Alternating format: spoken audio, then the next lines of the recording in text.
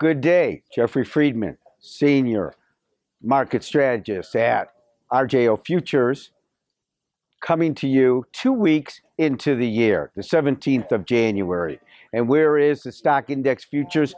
What I'm going to be talking about today, they're basically unchanged to slightly lower for the month, for the week, for the year. Now, have said that, so goes January, so goes the year. I don't know. We'll see, because we are in a bull trend for the last 5 years, and definitely we were up 30% for last year in the S&P front contract futures. Now, what's the word of the day? I want to say earnings, or I want to say fundamental economic news. We'll leave it to you guys. You tell me which is more important for this week, looking back and the tone going forward. We've had a slew of reports. Some of them have been weak, starting off last Friday with non-farm payroll. That was a big disappointment. We got no inflation, according to PPI.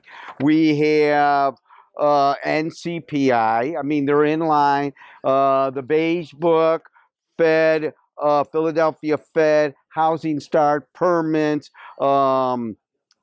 We've had a lot of reports. They've been mixed reviews, and the stock index futures are showing that. I want to say earnings because that's been a mixed review too, slightly bearish.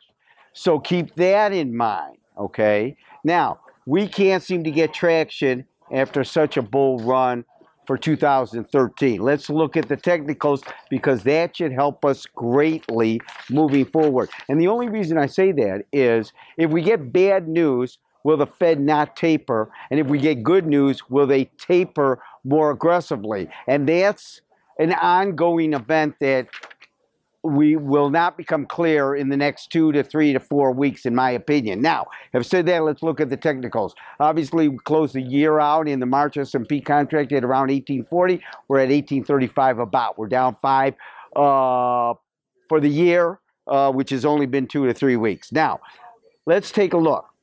Long-term, medium, and short-term.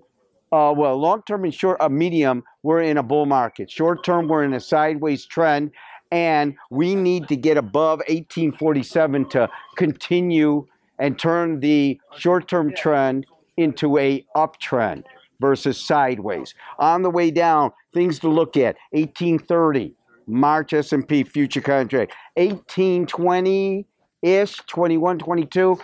Kind of critical, in my opinion, looking at the charts, and that would power us down to 1809. Now, 1809 was the low this week alone. That's why I bring it up. We need to close underneath that to put the bears completely in control of the charts, in my opinion. And of course, most chartists, not me, but most chartists, are looking at 1790 as a short-term and medium-term chart change to the downside. Remember always, trading futures or option to futures involves risk of loss and not suitable for everyone. Good luck and good trading.